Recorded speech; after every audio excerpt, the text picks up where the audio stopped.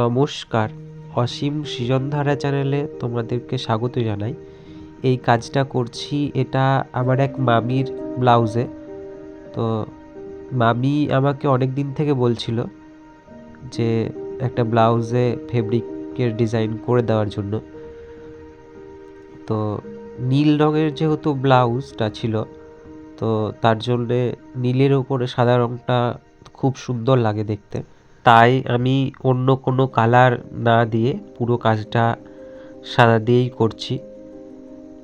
আর ব্লাউজের পিঠটা খুবই সরু ছিল, আর চওড়া যদি হতো আমি ভেবেছিলাম একটা চাপ কাজ করব, কিন্তু যেহেতু সরু তো চাপ কাজ আর করা হয়নি।